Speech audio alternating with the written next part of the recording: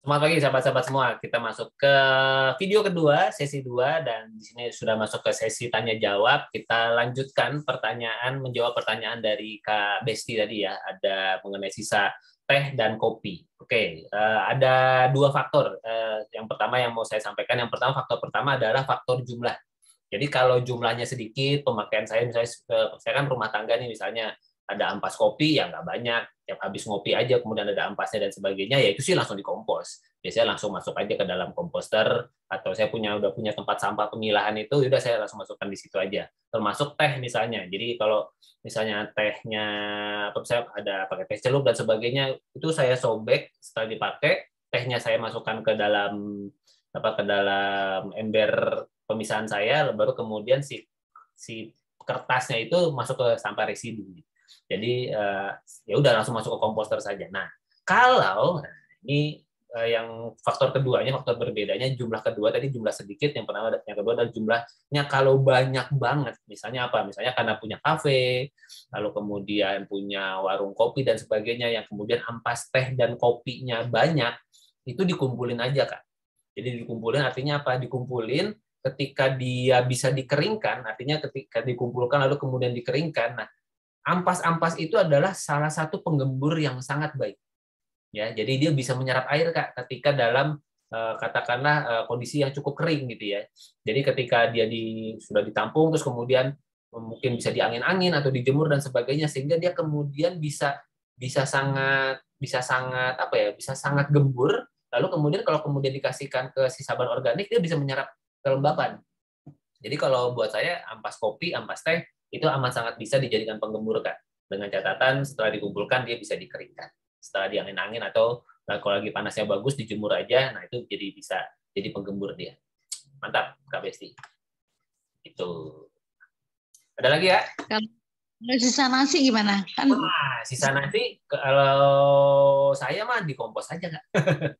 Jadi masuk ke komposter aja. Jadi nggak apa-apa. nggak apa-apa.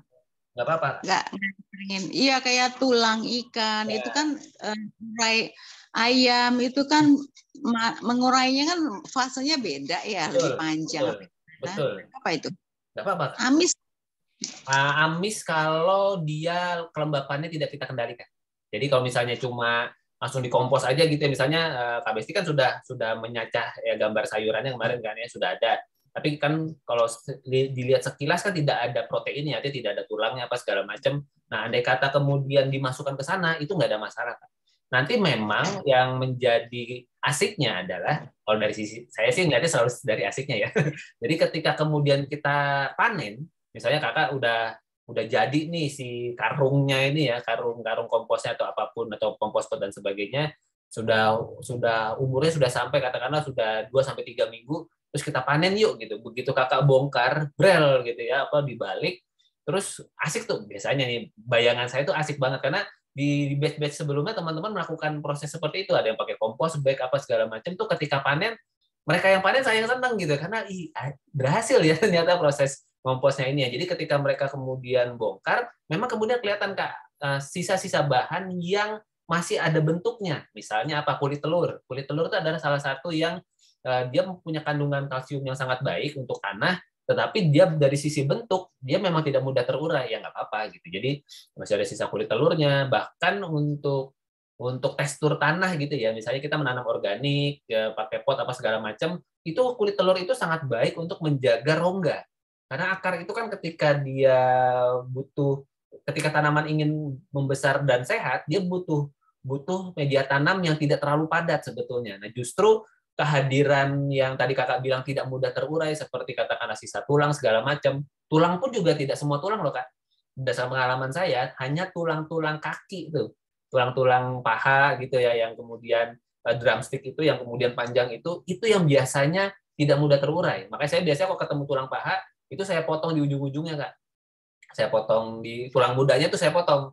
Saya potong tulang muda depan, tulang muda belakang. Tujuannya apa? Supaya sumsumnya ini bisa dimasuki oleh para mikroorganisme itu. Hasilnya apa, Kak? Hasilnya ketika saya panen, si tulang ini itu sudah jauh lebih empuk. Bahkan udah bisa saya, ibaratnya kalau saya punya palu, ya saya geprok-geprok aja udah hancur dia gitu. Jadi kalau tulang ikan berdasarkan pengalaman saya hampir tidak tersisa. kecuali tulang-tulang ikannya gede-gede ya, kakap, tuna, apa bagian-bagian tulang-tulang yang memang keras. Tetapi ikan-ikan keseharian, kembung kah, gurame, mujair, apa segala macam, ikan mas, ikan-ikan air tawar dan sebagainya, yang kemudian secara tekstur tulang itu lembut, lele dan sebagainya, itu tulangnya secara umum itu habis, hancur dia. Lalu kemudian yang tersisa memang hanya tulang-tulang yang mungkin agak keras di bagian kepalanya lele kan kadang ada keras. Udah itu saja, itu pun ketika sudah dipanen, kalau misalnya kakak pencet itu bisa hancur. Bahkan ya digeprak sedikit aja sudah hancur dia. Jadi malah ya Kak, berdasarkan apa yang saya pahami, justru keragaman nutrisi yang ada di dalam kompos kita itu justru memberikan hasil media tanam yang jauh lebih baik. Akan memberikan hasil kompos yang justru lebih berwarna gitu ya, lebih lebih banyak aneka kandungan nutrisinya ketimbang hanya dari sisi nabatinya saja. Jadi dimasuk toh kecuali kita memang pemakan daging atau apa kelas berat gitu ya, yang kemudian sayurannya malah sedikit, nah itu mungkin bisa berbeda cerita lagi. Tapi ketika secara umum Indonesia makan pasti banyakkan sisa sayuran, yang proteinnya pun pasti hanya sangat sedikit, tulang-tulang dan sebagainya. Bahkan kalau kakak merasa bahwa supaya kemudian si sisa bahan organik yang dari protein ini dianggap supaya jangan sampai terlalu amis, kakak bisa bilas dulu Kak. Jadi bilas dulu aja tuh, misalnya apa tulangnya apa segala macam, misalnya itu terpisah dulu gitu, terus kakak bilas dulu pakai air, tiriskan, baru kemudian masukkan ke kompos, bisa jadi itu bisa mengurangi keamisannya. Tapi pastikan juga dicacah Kak ya, jadi dicacah secacah mungkin. Jadi tulang-tulang pun semakin dia tercacah, maka peluang dia untuk bisa amis lebih lama jadi lebih berkurang. Dan itu malah justru akan mempercepat proses pengomposan. Begitu Kak Besti. Silakan, Oke, silakan. satu lagi Boleh dong, wadahnya. boleh. Kayaknya wadah yang bernafas itu lebih bagus daripada wadah plastik ya. Aku kan coba plastik bag sama coba karung beras. Karung beras itu Ya, lebih bernapas ya. ya, Jadi lebih betul. baik pakai yang lubang itu ya. Betul Kak. Jadi potnya dibolong-bolongin juga ya. Boleh Kak, boleh, sangat boleh. Jadi apa di apa di lubang-lubangin gitu ya, supaya kemudian udara masuk, Iya. karena memang kita kan pengomposannya kategorinya aerob ya Kak. Kita menggunakan udara untuk kemudian proses compostingnya. Jadi dengan adanya lubang itu akan membuat proses perkembangan bakterinya jauh lebih baik. Bahkan kalau kakak perhatikan komposter saya di beberapa video itu biasanya dia di tengah-tengahnya tuh ada pipa Kak. Jadi ada pipa, karena apa? Karena memang dia butuh udara. Jadi saya pernah punya pengalaman menengok teman yang mencoba mengompos secara otodidak gitu ya ceritanya. Jadi dia pakai ember cat yang ada di gambarnya kakak itu kan ada ember cat tuh. Udah dia masukin aja tuh semua sampah situ, plung plung plung plung plung gitu. Apa harapannya bisa terkompos. Terus suatu hari dia pesan komposter ke saya, terus saya ke rumahnya, terus kebetulan ada kelas kan, Bang, boleh dicek nggak komposter saya? begitu saya mendekat ke arah komposternya, nih jarak masih 2 meter nih Kak. Saya udah, mantep banget ini gini. Wah, terus ini kayaknya jadi sumber prahara di sini nih saya gitu.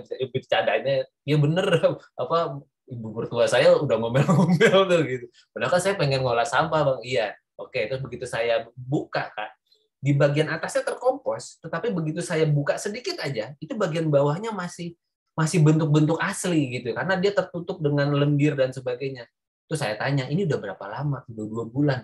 Bayangkan sudah 2 bulan sampahnya nggak terkompos gitu. Jadi dan pasti sudah aroma dan sebagainya, udah nggak enak banget ya. Udah, saya sih sarankan ke adik kelas saya itu, udah deh lu kubur aja itunya sampahnya, pokoknya di lubang organik aja, karena kalau mau dikompos lagi so much effort gitu, apa sayang banget nanti energimu, udah fokus aja sama sampah yang baru gitu. Jadi yang penting kamu udah tahu, udah paham. Nah kalau memang masih mau pakai si ember ini, modifikasi sedikit, kasih pipa tengahnya, kasih lubang buat lindinya di bawahnya, supaya kemudian ini bisa menjadi komposter yang bisa mengompos dengan lebih baik, lebih cepat. Jadi jangan lupa tambahin mol, kendalikan sampahnya, penggembur dan sebagainya. Nah, itu kemudian menjadi pengalaman Kak, artinya benar Kak, ketika Kakak punya inisiatif buat memberikan udara ke karungnya, itu akan membuat proses kompostingnya jadi lebih bagus. Begitu Kak Besti. Apalagi Kak, silakan. Sama-sama Kak Besti. Terima kasih. Sip. Ditunggu prakteknya ya Kak, pokoknya kita masih ada waktu 4 minggu ke depan, ditunggu proses prakteknya untuk kemudian kalau ada biasanya tantangan-tantangan muncul setelah praktek. Kalau belum praktek biasanya emang belum terasa ada masalah, ada apa gitu. Tapi ketika sudah praktek dan biasanya juga sudah dapat hasil juga tuh dalam waktu 4 minggu itu. Makanya saya kasih waktu 4 minggu karena biasanya sudah mulai ada hasilnya ketika proses kompostingnya sudah kita lengkapi ya, ada molnya, ada penggemburnya. Itu biasanya 2 minggu tuh sudah mulai mulai bisa kita panen-panen. Terima kasih Kak Besti. Salam buat Kak Lisa dan Kak Marni juga. Mudah-mudahan enak nih kalau ngomposnya keroyokan gini bisa saling Ya, mengingatkan. Keren-keren Kak. bareng. Nah, kita ada Kak Mahendra nih. Halo Kak Mahendra. Gimana Kak proses belajar selama seminggu ini? Wah, Kak Mahendra niatnya mau saya terapkan di sekolah. Oke, di sekolah sediakan lubang untuk tempat sampah organik. Bagus Kak. Keren sekali. Sudah praktek Kak atau belum atau masih rencana? Baru niat ya atau gimana Kak? Boleh mungkin diceritakan. Suaranya kedengaran, Kak? Kedengaran Kak, bagus. Oh Silakan. iya. Kalau untuk prakteknya belum, Ya. karena makanya saya ikut grup composting ini. Asik. Maksudnya biar saya paham dulu, baru nanti saya menerapkan ke anak-anak dan teman-teman guru. Oke. Karena kedepannya di lingkungan kami itu banyak sekali sampah daun-daun. Karena di sekolah biasanya banyak pohon. Betul. Nah, selama ini masih berserakan dan tidak dimanfaatkan. Ya.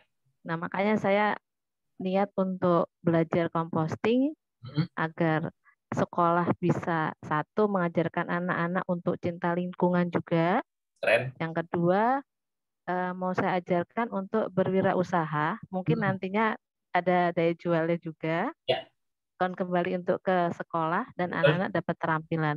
Ya niatnya seperti itu, Kak. Keren. Luar biasa.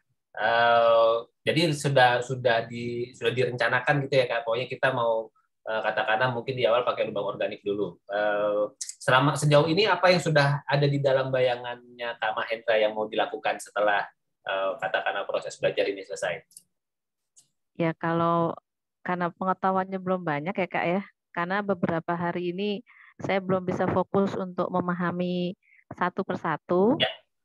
Pokoknya yang saya praktekkan itu di rumah, berarti yang baru saya paham itu. Bagus. Jadi mungkin bertahap. Ya. Insya Allah di kedepannya di sekolah itu juga ada sekam bakar, Kak. Oke. Dan itu ya saya juga baru paham kalau itu untuk penggemburan. Betul. Karena selama ini saya belum tahu betul tentang tanam menanam. Ya. Dan mulai dari ikut grup ini saya jadi lebih tertarik karena di rumah saya sudah mulai mencoba untuk memanfaatkan pekarangan sempit saya untuk menanam terong, cabai yang selama ini kan suka daunnya suka keriting untuk yang cabai ya. Oke, betul Kak. Nah, itu kemarin mungkin dengan cara kompos cair saya yang ala-ala itu ya sedikit banyak walaupun belum maksimal ada perubahan dari pohonnya juga Kak. Ternyata ada pengaruh untuk kesuburan dan untuk daun cabenya itu sudah tidak keriting seperti sebelumnya. Mungkin bisa jadi ya. Ini kelihatannya sudah mau panen dikit-dikit. Ditunggu foto-fotonya. Foto-foto panen ditunggu ya. Oh ya, insya Allah. Mungkin itu aja Kak yang bisa saya sampaikan. Terima kasih. Terima kasih Kak Mahendra. Pokoknya kalau ada yang mau ditanyakan, disampaikan, kita punya waktu sekitar 1 minggu di grup untuk kemudian 4 minggu di grup untuk kemudian misalnya ada yang mau disampaikan dan sebagainya. Sedikit tips saja Kak, karena Kakak mau melakukan secara komunal bersama anak-anak dan benar deh menanamkan urban farming, composting sejak dari anak-anak itu kelihatannya mungkin mereka haho-haho gitu ya, pelangap-pelongong lihatnya. Tapi sebetulnya mereka menyerap dan ada sebuah nilai ekologis yang sedang kita tanamkan, Kak. Dan kita nggak pernah tahu. Sebetulnya anak-anak kalau praktik begitu sebetulnya lebih menikmati Kak daripada kita hanya kuncinya hanya gurunya harus ikut terjun gitu aja. Nggak hanya perintah-perintah aja. Jadi ikut praktek. Jadi bersama dengan mereka praktek. Karena selama ini saya ngamati itu di tempat kami ya, sekolah-sekolah itu jarang yang memanfaatkan sampah-sampah organik untuk dibuat kompos. Mungkin ya untuk pemula dari sekolah kami ingin memulai itu, dan kami nanti ingin memperkenalkan ke sekolah lain mungkin di sekitar, karena kami di kota kecil ya, di Ngawi. Ya. Jadi penggunaan digital juga anak-anak itu masih terbatas. Makanya nanti saya juga ingin membimbing mereka untuk melihat-lihat bagaimana membuat kompos secara menggunakan digital. Oke. Jadi mereka bisa melihat dulu, Ya. memperhatikan, nanti baru praktek. Itu Kak, terima Keren, kasih. keren.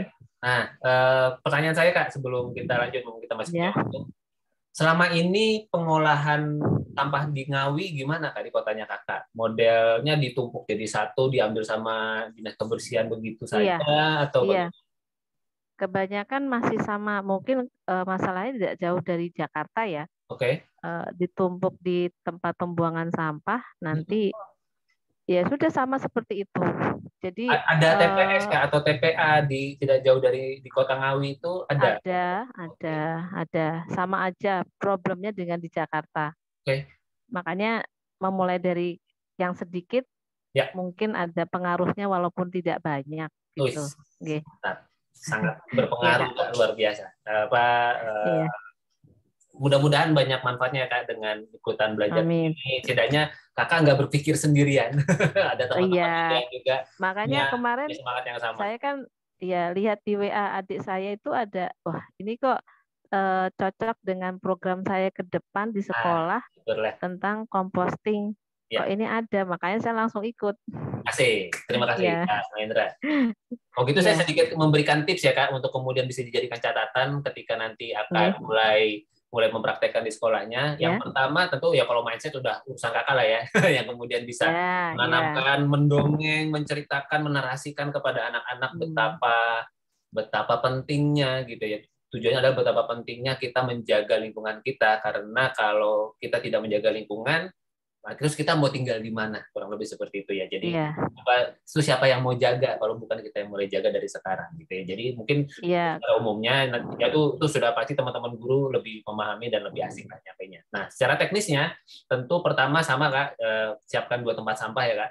Jadi artinya bahkan sejak sekarang Kak, kalau bisa sedini mungkin ya, ini kan mulai masuk libur lebaran dan sebagainya, mungkin nanti setelah mulai masuk lagi mulai tentu ini mungkin kan akan dikomunikasikan dengan teman-teman guru yang lain. Jadi mulai harusnya sih sudah mulai disosialisasikan ya, karena ini kan sebenarnya program nasional. Tetapi prakteknya belum tentu. Tapi artinya benar-benar diajak anak-anak itu untuk belajar memilah.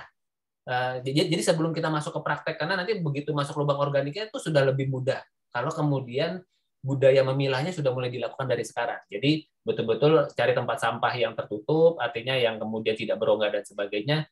Ajarkan anak-anak untuk kemudian memasukkan semua sisa makanan mereka, misalnya bekal yang tidak habis, misalnya mereka makan roti atau apa yang kemudian rotinya nggak habis, itu tidak dibuang semuanya ke sana seplastik-plastiknya, tetapi isinya masukin di situ, gitu ya. Jadi maksudnya isinya sini, lalu plastiknya di tempat yang lain, di tempat sampah yang lain. Jadi itu menjadi sebuah tahap awal, dan tempatkan tempat sampahnya di tempat yang mudah terlihat gitu ya. Kalau bisa ya makin bisa semuanya ikutan buang di situ makin bagus, apalagi kalau sudah dicontohkan oleh guru-gurunya ya gitu. Jadi misalnya ketika gurunya mau buang, mungkin ada sisa makanan atau apa gitu, itu bisa ajak anak, lihat nih ibu lagi memisahkan ya. Jadi kalau kita punya sampah organik semuanya masukin nih, tapi misalnya ini ada tisu nih, tisu jangan di sini ya, nah tisunya di sebelah sana gitu. Jadi ajak anak-anak untuk melihat bahwa oh begitu ya caranya ya, untuk kemudian sisa bahan organik dikumpulkan di satu tempat.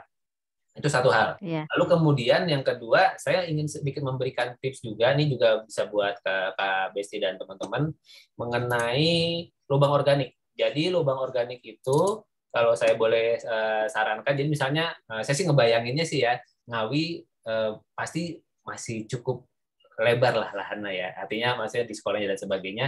Bisa begini Kak modelnya, misalnya katakanlah telah didedikasikan mungkin lahan ukuran berapa ya, bisa jadi mungkin 3x3 meter kah, atau 2x2 meter gitu ya, yang kemudian misalnya di area sini adalah area lubang organik. Nah, jadi kakak bisa mulai katakanlah di hari pertama Kakak galihnya di sini Kak. Nah, mungkin menggalinya bisa minta tolong tim dari sekolah gitu ya, apa petugas kebun atau apa, yang kemudian dia menggali di situ, lalu semua sampah organik yang terkumpul hari itu, ya misalnya katakan hari itu, jadi kita tidak, jadi kan isunya gini, isunya adalah kalau kita sudah memilah dan tidak langsung dipraktekkan, nanti jadi masalah nih si sampah organik yang kekumpul ini gitu. Ujung-ujungnya akan diplastikin lagi, lalu kemudian akan dibuang lagi ke TPS kan.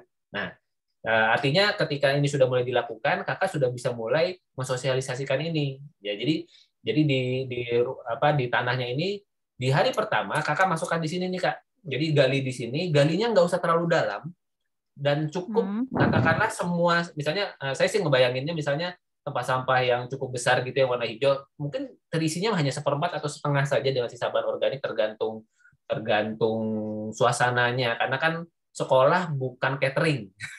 Apa sekolah bukan rumah makan, bukan warteg yang kemudian mungkin ada kantin gitu ya, tetapi kan juga bukan yang masak banyak dan sebagainya. Saya sih ngebayanginnya mungkin hanya akan terisi 1/4 atau setengah tempat sampah saja. Nah, itu langsung masukkan saja di situ, Kak. Langsung kubur saja di situ dan langsung dikubur hari itu. Berikan mall dulu kalau bisa. Jadi apa mall itu yang jadi di sekolah juga sudah mulai ada stok mall gitu ya, bisa kakak bikin di rumah atau guru-guru lain diminta untuk ikutan menyumbang mall itu dan untuk sebentar Kak, untuk ya. mallnya itu ada ini enggak apa takarannya kalau 1 botol 1,5 liter itu untuk berapa banyak? Enggak sih Kak, sebetulnya bahasa Jawanya mah dikeceretin aja sebetulnya ya. Karena sekali lagi kita tuh kayak memberikan biang sebetulnya Kak. Jadi di dalam air beras dengan gula itu sebetulnya isinya biang. Jadi biang dari bakteri. Dia akan membanyak sebetulnya ketika suasananya mendukung. Jadi kenapa ibaratnya kita nggak kasih mol, si bahan organik itu sebenarnya sudah siap dengan aneka bakterinya sebetulnya. Bahkan di tanah juga sudah ada. Cuma kan jumlahnya tidak sebanyak kalau kita kasih sekalian gitu ya. Kita kasih lewat mall, kita keceretin. Ibaratnya begitu sampahnya ditaruh di sana, dikeceretin aja, bahkan tanpa penggembur pun nggak apa-apa. Tapi kalau kemudian mau ditambahin, dimasukin daun kering dan sebagainya, boleh-boleh saja. Itu bisa menjadi pelengkap nutrisi tambahan. Tapi tidak menjadi penggembur sebetulnya, karena di dalam lubang organik kita tidak butuh faktor penggembur. Jadi langsung dikubur saja, Kak. Ini di hari pertama, Kak. Nanti hari kedua besoknya, Kak, kakak gali lagi di sebelahnya, Kak. Nah, jadi nggak bisa, soalnya gini, Kak. Di sekolah itu ada kayak apa gorong-gorong yang ukuran besar. Oke. Nah itu ditaruh sampahnya di situ gitu loh Kak. Nggak bisa ya kalau kayak gitu. Gorong-gorong itu apa? Got gitu Kak atau apa Kak? Ya yang buat bolongan got itu ya. Terus nanti kemana? Gorong-gorong ini ke saluran air nembusnya atau? ke tanah? Enggak. Oh nembusnya gitu. bawahnya ke tanah.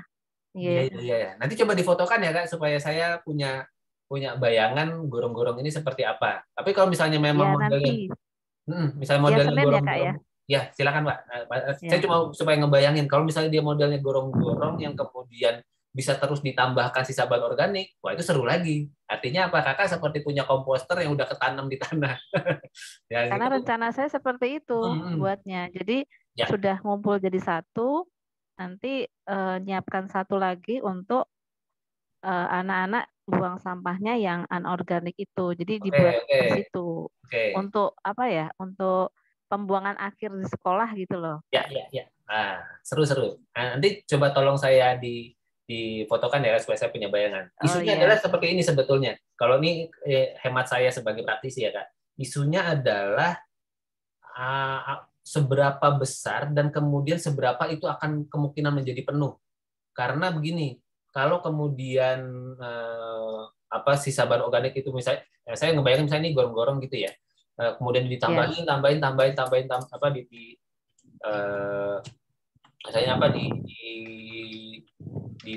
gitu ya ditambah makin gitu. menumpuk maksudnya. Nah, sebetulnya nanti sih dia akan selalu makin kecil sih Kak. Saya sih ngebayanginnya seperti itu. Dan gorong-gorong ini bisa ditutup ya Kak? Bisa ada tutupnya ya? Oh, enggak ada. Oke. Nah, sebaiknya ditutup Kak. Supaya pertama menghindari exposure dari bakteri-bakteri lain yang lain, lalat dan sebagainya yang kemudian bisa dengan leluasa berkumpul di sana. Jadi sebenarnya lebih membatasi aja. Tentu kita tidak bisa membatasi sepenuhnya. Bisa aja mereka tetap masuk. Tapi Berarti setidaknya lebih aman kalau di lahan ya Kak ya? Seperti yang Kakak uh, buat 1-2 itu. sebetulnya makin banyak pilihan, makin bagus gitu. Jadi Dua-duanya bisa sih Kak. betul Kak. Jadi dua-duanya bisa diterapkan. Tinggal kemudian nanti Iya. kita lihat opsi yang paling enak bagaimana. Jadi kalau gitu. saya ngebayangin kalau si gorong-gorong ini suatu hari sampai cukup padat dan penuh sehingga ketika mau ditambahkan lagi dia menjadi over, kita perlu alternatif. Jadi kalau kemudian yang si 1-2 ini bisa diterapkan, itu akan jadi komplement Kak. Jadi saling melengkapi. Jadi nanti yang digorong-gorongnya biarkan dia terkompos dulu gitu ya sampai katakanlah nanti begitu yang dimasukin terakhir kasih tanggal misalnya oke, ini tanggal 1 nih yang masukin terakhir. Oke, berarti nanti kita baru cek lagi tanggal 15 ya setelah 2 minggu supaya kemudian bisa kayak dikuras gitu sih Kak sebetulnya. Jadi bisa kita panen iya, tuh iya. si Diambil hasil. dulu baru diisi Bener. lagi gitu. Betul, Iya, betul. iya. Karena kalau misalnya dia diisi terus nggak apa-apa juga, tapi kan kita butuh lama-lama kan si sisanya ini makin lama makin banyak karena sesisa-sisanya dia tetap meninggalkan sisa gitu ya. Jadi yang itu yang kemudian Iya. makin lama makin banyak bisa jadi mungkin dalam hitungan bulan atau tahun bahkan, tapi lama-lama dia akan makin menumpuk dan itu adalah sumber nutrisi yang keren banget gitu ya. Nanti di sana malah Kakak bisa dapat banyak harta karun tuh. Bisa ada biji cabai lah, biji terong lah, apa segala macam gitu ya dari si komposnya ini. Nah, artinya begitu Kakak bisa bilang bahwa 2 hal ini bisa diterapkan, itu adalah sebuah komplement yang bagus. Artinya dan bisa jadi pembelajaran masing-masing. Karena kan bisa jadi gini Kak, ketika kita taruh di tempat umum seperti sekolah yang apalagi Kakak tadi punya semangat untuk menularkan gitu ya, menginspirasikan ke sekolah-sekolah lain, maka bisa jadi ini kan menjadi 2 hal yang bisa dilengkapi. Bisa jadi sekolah tertentu, wah saya cocok nih sama gorong-gorong. Tapi ada sekolah mungkin, wah ternyata lebih visible saya kalau kemudian modelnya lubang organik seperti ini gitu. Nah, jadi kebetulan sekolah saya dua-duanya bisa Kak, karena lumayan lahannya luas. Wah, luar biasa. Kita nggak perlu luas-luas Kak. Ibaratnya dialokasikan 3x3 meter aja gitu ya, atau 2x2 meter saja, itu sudah sangat luar biasa. Ada itu. Asik, mantap. Soalnya di lahan belakang itu masih panjang, makanya saya mau kemarin tuh sempat bingung cara pengolahannya bagaimana, karena saya belum ilmunya nggak ada.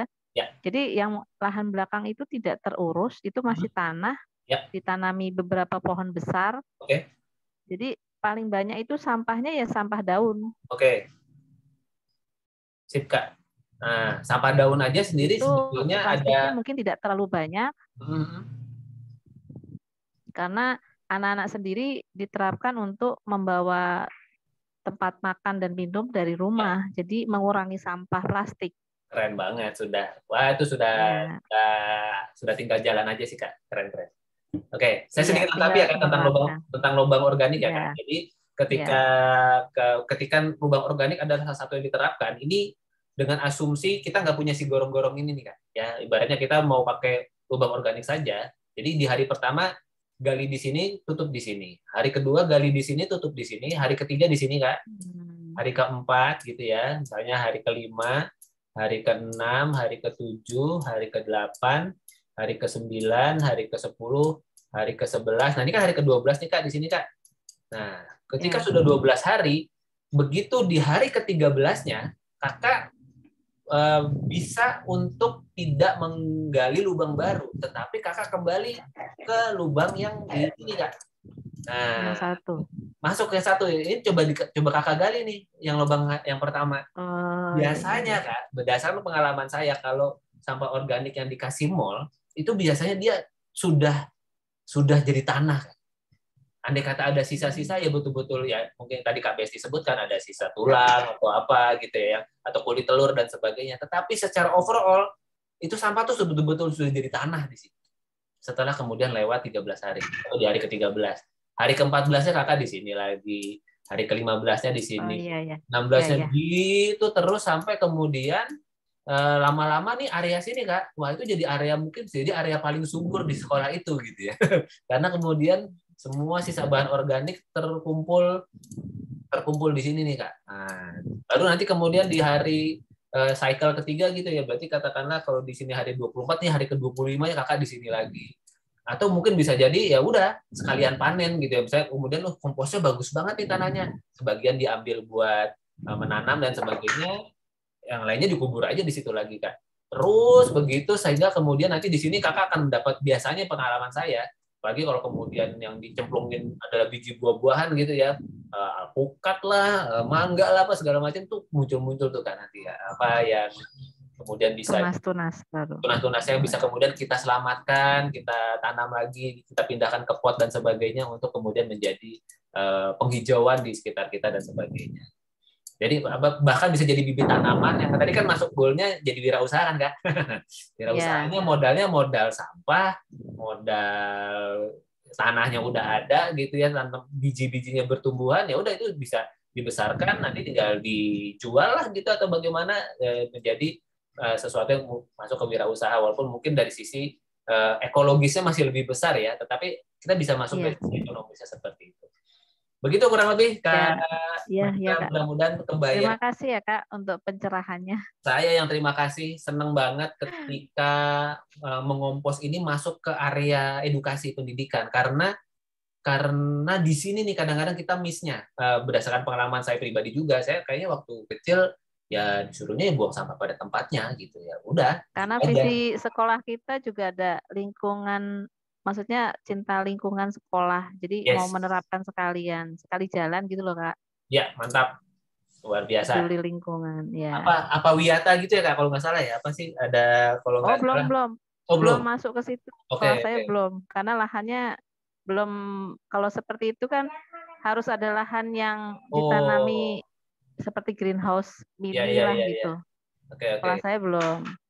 Karena saya pernah bantu pasang instalasi hidroponik di salah satu sekolah di Bekasi, terus kepala sekolahnya cerita tentang, jadi kan ada dokter kecil gitu ya yang bagian kesehatan, terus ada apa Wiyata gitu. Oke, seru juga gitu ya. Jadi kan ya toh itu kan hanya salah satu sarana penyebutan, tapi yang penting kan prakteknya. Dan itu yang kadang-kadang kita miss di dalam dunia pendidikan ketika bahwa kalau sekarang saya sih enggak. Gimana Kak? Mau berkesiswanya aja sih Kak. Kalau saya yang penting anak-anak itu ada bekal proses, hasilnya kan belakangan. Betul banget. Pengalaman mereka dapat ya. Mungkin betul, nantinya mereka bisa menerapkan di rumah gitu. Wah, itu dia Kak yang kita sangat harapkan gitu ya. Mudah-mudahan mereka melihat sampah itu sudah bukan lagi sebagai sampah, tetapi sisa gitu ya, yang kemudian punya manfaat dan apa yang dilakukan pemilahan. Jadi memilah sampah itu menjadi sebuah hal yang biasa aja gitu menguntungkan. Ya, dan bahkan menguntungkan dan dilakukan oleh guru-gurunya gitu ya, karena mereka kan selain orang tua pasti saya guru lah yang menjadi salah satu suri toladannya kan. Jadi ketika ngeliat guru-guru saya melakukan ini, dan kemudian mungkin Kak Mahendra bisa menarasikan dengan dalam gitu ya betapa pentingnya ya, kalau misalnya kita mau katakanlah masuk ke unsur agama pun, keyakinan dan sebagainya, di semua agama dan keyakinan menekankan bahwa kebersihan, kebaikan, menjaga lingkungan adalah bagian dari iman, bagian dari ibadah dan sebagainya. Wah, itu sudah top marbotop banget Kak. Mudah-mudahan itu bisa menjadi sebuah banyak kebaikan di Ngawi dan sekitarnya. Nah, kalau ngomongin Ngawi, saya jadi ingat ada pertanyaan, nanti saya hubungi Kakak aja. Dengan senang hati Kak. Pokoknya mudah-mudahan selama saya sehat, mohon doanya, dan selama handphone saya bisa terakses dan bisa menerima informasi, saya dengan senang hati akan membagikan atau menceritakan atau menyampaikan apa yang saya pahami. Kalau saya nggak paham, nanti saya cari informasi. Karena kita sama-sama belajar Kak. Pada akhirnya proses composting, proses belajar adalah proses terus-menerus. Yaitu tadi, kalau dulu waktu saya belajar di sekolah, saya diajarkan untuk buang sampah pada tempatnya. Ternyata sekarang jargonnya sudah bukan buang sampah pada tempatnya, tetapi memanfaatkan sampahnya. Satu itu, kedua adalah membuang sampah sesuai jenisnya. Nah, jadi sudah bukan hanya plung aja, tetapi sebelum kita plung, ini apa ya? Oh, ini plastik di sana. Oh, ini kertas di situ. Ini apa, kardus. Misalnya ada duplek apa? Biasanya kan suka ada misalnya bikin syukuran, selamatan gitu, makan apa? Ada snack kue-kue itu. Nah, itu dalam satu snack kue aja kita sudah bisa kasih edukasi tuh Kak.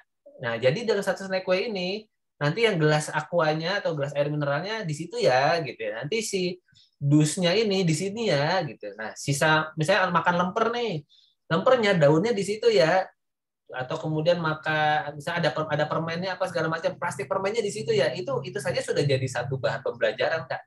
Biasanya kita kan kalau terima nasi kotak kan ya wes semua kotak-kotaknya dibuang kan gitu. Padahal sebetulnya plastiknya bisa kita pilah, sisa nasinya bisa kita masukkan ke tempat lain, sendok plastiknya, bahkan kalau di dalam dunia pengolahan sampah anorganik ya Kak, ini saya belajar dari mentor saya yang memang praktisi di situ, ada 130 jenis Kak sampah anorganik. Luar biasa ya.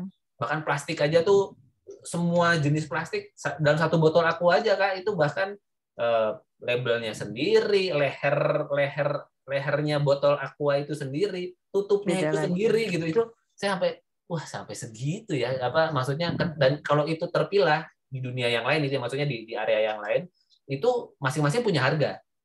Tapi kalau cuma satu botol gitu aja harganya murah. Tapi ketika kemudian dipilah-pilah gitu ya, apa di bank sampahnya melakukan proses pemilahan, itu masing-masing elemen dihargai dengan berbeda, bisa 2-3 kali lipat harganya gitu. Jadi wah, itu sebuah area yang lain lagi. Saya memang bukan praktisi di situ, tapi saya punya pemahaman, punya informasi, dan menunjukkan bahwa selama kita mau memilah, wah ternyata semua yang kita hasilkan itu berharga, bermanfaat, dan menyelamatkan lingkungan. Karena apa? Ya nggak ada yang selamat. Maksudnya nggak ada yang berakhir di TPS-TPA itu udah nggak ada. Bahkan plastik kresek aja Kak, itu bisa dikonvert lagi jadi minyak bakar.